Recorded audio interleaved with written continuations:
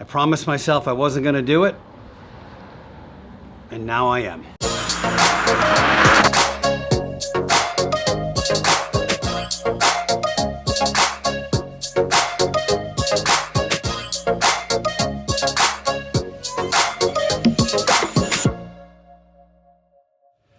All right, guys, welcome back to the channel. If you could buckle up and indulge me for a minute, I've got a story to tell. Right on cue. Behind me is my 1969 Porsche 911, known as the Gray Ghost. I got this car in 2003 as a polo red, rust-free car. I then spent the next 4 years and 2,000 hours cutting and welding the rust out of that car. While I was building it, my parents passed away. So in honor of them, I mixed their ashes into the primer. This car has been on the cover and featured in magazines. It's featured in the Lufke Cult book. To me, it is the ultimate Porsche purist hot rod, powered by a 3.6 from a 1995 Porsche 993. It's the last and biggest air-cooled engine that they make, and it is such an absolute pleasure to drive. Third gear in this car is ridiculous. It's got 340 millimeter rear tires. It's got 275 fronts. It weighs 2160, and it just absolutely rips. Now, when I first had the idea to start this YouTube channel, I'd been in the podcasting world for a number of years, and I knew that if I wanted to build a channel, I needed to do something a little bit disruptive. I managed to get my hands on a former race car that was fully built and crazily modified. And I thought, wouldn't it be cool if I could bring that race car back to a street car? Well, A, that's awesome. The problem was, and still is, that Porsche engines have become stupid expensive. If you want to buy a 3-liter 911 SC motor from 1979 that has 180 horsepower at best, that's going to cost you $12,000 to $18,000. Now, if you want to rebuild that 40-plus-year-old engine and go to any of the shops in Southern California, there's probably 6 to 8 guys that are good at building engines. The problem is that if I walk in today and say, hey, can you please rebuild my Porsche 911 SC engine? They're going to say, no problem. Bring it to me at the end of 2025, and it will probably be at least a year until you get it back, if not 2, and it'll cost $30,000. Now I'm in for $48,000 for an engine that puts out 180 horsepower. So at some point when I decided to do my channel, I thought, wouldn't it be cool if I could do some kind of engine swap? Now, a V8 swap was out. I'm not all about that. K-swaps weren't a thing yet, although I did have an issue with a 4-cylinder engine going into what was a 6-cylinder car. What other cool 6-cylinder engines are out there? Well, the Subaru EZ30R is a flat 6. It's just like the 911 SC motor. And when I compared the two many videos ago, the specs are almost exactly the same, except the Subaru motor has way more technology, way more horsepower at 245 stock, and is 65 pounds lighter. So everything about the engine is an upgrade over the vintage Porsche 3.0.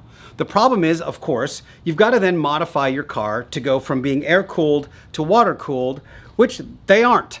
So there's radiators and there's ECUs and there's all kinds of stuff that you have to do to make a water-cooled engine work in a vintage Porsche, which is really what my channel has been the last 4 years. I've been building the Blasphemy build, which is what I call a techno mod. So it's not a resto mod. My idea was if it comes on like a 2025 Mercedes S-Class and I can invisibly integrate it into this car, I'm gonna do it. So active aero and digital gauges where the analog gauges would go, and launch control and cruise control and a bunch of cameras, a bunch of radiators to cool things down. Just a really modern interpretation, but wrapped up in this beautiful vintage shell. Somewhere along the line, a few people were like, you know, this engine fits really well in this car. I would like one. Do you do a kit? And I did not. I was just building this custom kit for my own car. Until my buddy Mark came along. I welded some flares into his car and he said, why don't we do this Subaru engine? So I said, all right. I'd already had it pretty much spec'd out. So with the help from CSF to build the radiators, Kennedy Engineering to build the adapter plates, and a number of other companies and individuals, not the least of which my buddies Joshua M. Davis and Ian Magali, to help with the cradle. There's a lot of engineering built into my Subaru swap kit that I've had to be able to manufacture over and over and over again. So as I develop a part for the Blasphemy build, I'm like, okay, can I now recreate this exactly the same way so other people can have it for the kit? Some of those things just take a long time. A company like CSF is really big moving when they say we'll do a prototype for you. That prototype comes in like 4 months. And then if it's not right, the next version comes in like 4 months. So it takes a while to do those kinds of things. In the meantime, I've been hand making everything for the kits, getting all the wiring done, outsourcing some of this and some of that, and getting some experts to make things for me, using companies like Sen to make beautiful OEM parts.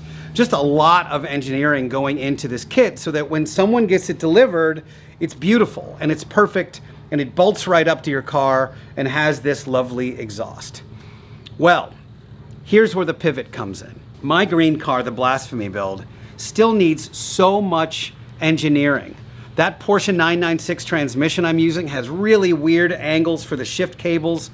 I don't have a shifter that I'm happy with at all. I haven't done the LED gauges. Paintwork, although they tried their best, is not very good. I'm gonna have to have the car repainted. I wanna finish my active aero. I've got carbon fiber stuff to do. There's just a lot to do on that car. It's gonna take months and it's gonna take money. In the meantime, a few of you out there have purchased my Subaru swap kit. And because I'm so committed to helping them and creating this kit, because I think it's going to be amazing for most people. I think it's going to be something that people want to get into the Porsche world, but are afraid of this massive Porsche tax of a $50,000, 180 horsepower engine. They're going to want to drive something around that has a lot of pep and it really feels and drives like a Porsche. With that in mind, I decided to sell the engine from the Grey Ghost because I needed tooling and manufacturing for my swap kit, and I wanted to make sure that I was giving my customers the best experience I could. So here's where we are. I've got a car behind me that I've had for 21 years that is completely sorted and perfect, but it's missing an engine. I've got a full working engine in the Blasphemy build. We've heard it, you guys have seen the video.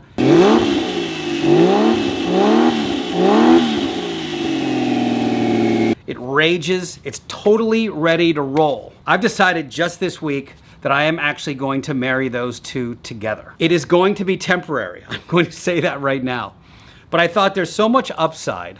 A, I can get my car back on the road. B, I have a working test mule for the swap kit. So if you guys are out there and you've already bought the kit, you know that I have a car that I'm like, ooh, that's interesting. Maybe I'll change that in the base map on the ECU. Or, oh, this thing's overheating a little bit. Let me move it a little further away. I basically have a good test mule that I can go rip around the canyons of Los Angeles anytime I want. So with this video, we're going to get the kit ready to roll and start the swap. So offline, I'm going to pull the engine and the radiators and all the relevant parts from the Blasphemy build, get them all laid out, and I'll be right back when I'm done. All right, for the first time in quite some time, the drivetrain is out of the Blasphemy build. And the entire kit minus the ECU is all laid out here. There's the completely unmolested, unrestored engine next to the very nice, beautifully restored engine. And here are the basic contents of the swap kit. We've got custom headers, adapter plate, drive-by-wire pedal, clutch. The exhaust doesn't come with it, but this is the one I'm using. I've got a couple of CSF radiators. I've got our dash 16 lines, the engine, of course, and then the ECU is still in the car. I have to pull that. But that is the basic kit. And now I've basically got to get the Grey Ghost stripped of any oil-related stuff. So I have some oil lines that I've got to strip from the other side. So I've got to pull the front bumper here. I've got an oil cooler there and then an oil cooler mounted here in the fender. So of course I've got to pull all that stuff, as well as the factory hard lines that run along the length of the car to a thermostat and then obviously into the engine compartment. So the next thing I'll do is work on this bad boy and get this stuff pulled. So this car is ready to rock. One thing I will want to do in this video though is pull the custom adapter plate that we use for the Porsche 996 transmission, and I'm going to install this Kennedy engineering plate for the 915 as well as the 915 clutch. One thing I may do while I'm in here is hit this with my pressure washer and give my engine compartment a nice cleaning, maybe a paint. I probably will remove the external oil tank that's over here just to clean things up and get rid of all the oil lines and that kind of thing for the awesomeness that will be the Subaru EZ30R. So one of the first things I have to do is remove this custom adapter plate. As far as I know, we're the only ones in the world that have it. It adapts the Subaru EZ30R to a 996 or 997 transmission. So Boxsters, Caymans, 996, all those engines that blew up, this is the adapter plate that will theoretically bolt into those cars, although we've never done it. So that could be a future kit from Rennch.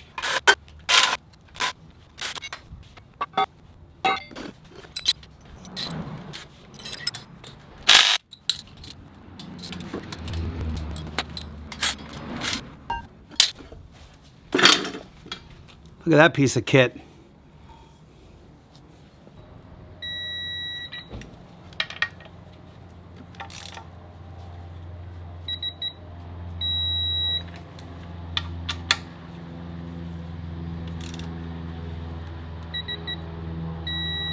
All right, dudes, next day.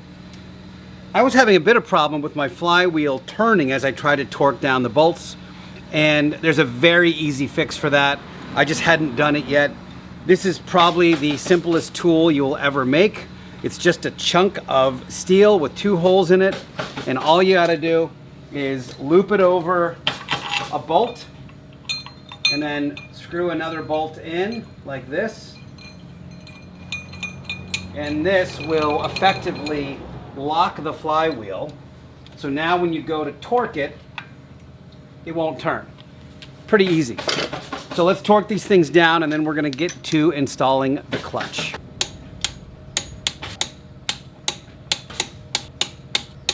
All right, flywheel is torqued and now it's time to install the clutch, which allows me to have a bit of story time. I live 20 minutes away from Pelican Parts. Pelican has been a huge instrumental piece of my Porsche fandom, this particular Porsche build. In fact, long before YouTube was a thing, like 2003, what we had were online forums, and Pelican Parts was the best online forum. So instead of getting people on YouTube showing you how they're doing things, what we would do is take still pictures and describe everything we were doing for that particular task. This car, which had the title of check out the new Project 69er, for a while, and I don't know if it still is, was the 4th most popular build thread on Pelican. And a build thread really starts off with that picture of you picking up your new car, like from the trailer or from the barn or whoever you bought it from, and then saying something like, oh, I just want to change the oil. And then 50 internet pages later, you've built this crazy hot rod with like everything you could possibly imagine, which is kind of what happened to me. It was like a 4-year build thread from this polo red, rust-free 911 to me doing 4 years and 2,000 hours of restoration on this car and doing an entire build thread on it. So if you think Instagram doom scrolling is a lot, wait till you get onto a build thread and then your entire day goes away, because you find one, then you find another, then you find another. But for this particular project, I said, hey, I've got this video I want to do. Would you guys be willing to send a couple of parts over? And they said, totally. So I got a deluxe clutch kit and I got a new Rennch footboard for my drive-by-wire pedal. And the thing with Pelican is they have everything. In fact, they've just moved to this giganto new warehouse, which I swear you could probably fit a couple of football fields in. And it's every possible thing you can think of for a Porsche or an Audi or a BMW, and vintage, current, you name it, they've got it. So Pelican Parts is the website. And if you really want to go down a rabbit hole, forums.pelicanparts.com is where we got our start, and it is where you will waste probably hundreds of hours of your time, because it is so fun to dig into what people are doing in the vintage Porsche world. Now, one of the really cool things about Pelican is that they have these tech articles. And I probably haven't installed a clutch in a vintage Porsche in like 10 years, 15 years. And I will tell you that between this and all of these rings, I had no idea what order they were supposed to go in. Thankfully, there is a clutch install tech article on Pelican, and they have the exact order that all of these things are supposed to go. So I will be following that to a T as we go through this process. All these pieces usually come with a layer of oil on them that you have to wipe off with some degreaser or brake parts cleaner or something.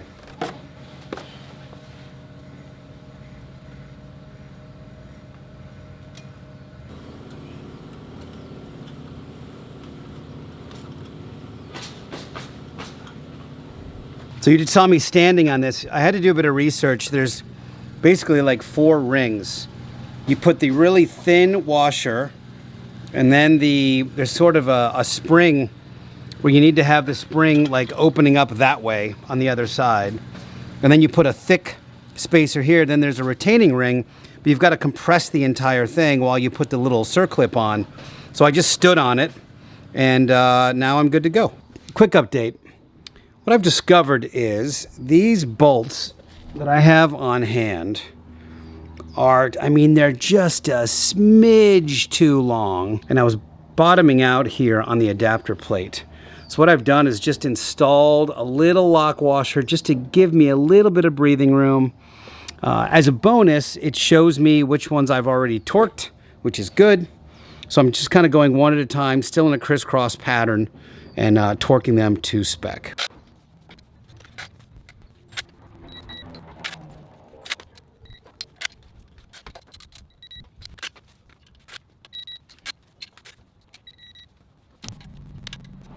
Okay, now that the kit is basically good to go, the engine's pretty much ready to install, the ECU's already been wired, the cradle already exists, although I am going to pull the cradle, cut some stuff, add some gussets, clean the whole thing up, Cerakote it, so it's all nice and pretty when I put it back in.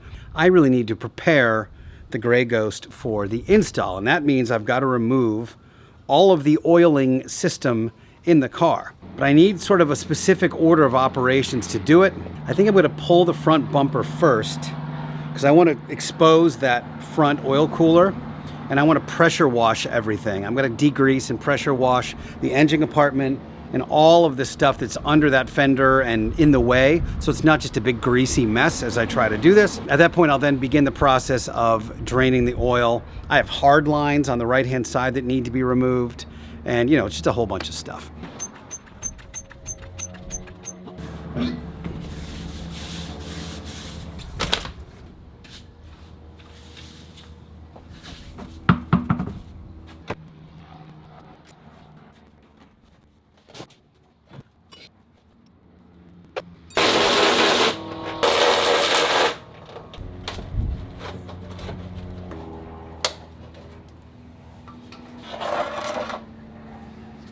All right, oiling system. Kind of cruddy here. I had a bit of an oil leak right at the source. Got a couple of hoses that run up to cooler number 2, which is in the fender. Ironically, exactly where my radiators are going to go. But I find myself out of foamy degreaser, so I'm off like a prom dress to get some more. And I'm gonna clean this up and then kind of put it back together so I can get the entire car outside and give it a little cleanup.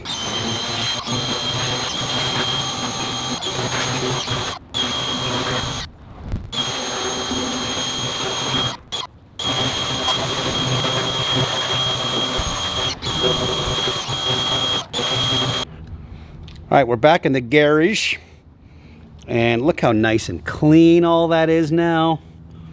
It's gonna be so much more fun to work on this thing when it's clean. Check out the engine compartment, which looks pretty darn good as far as I'm concerned. Nice and clean.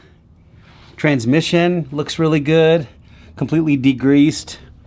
So yeah, that was a very worthwhile couple minutes to do.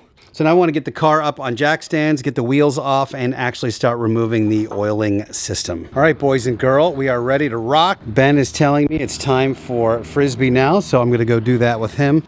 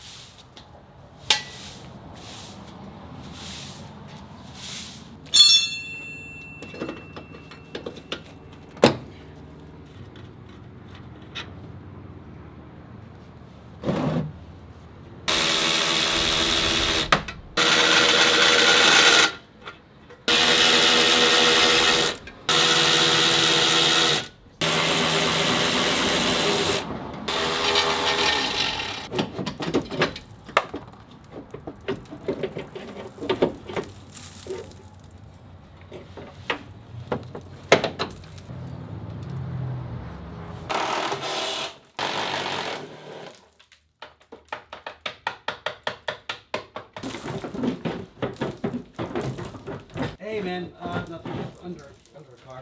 What's up? Whatever you guys want to do. I'll manage either way. Okay.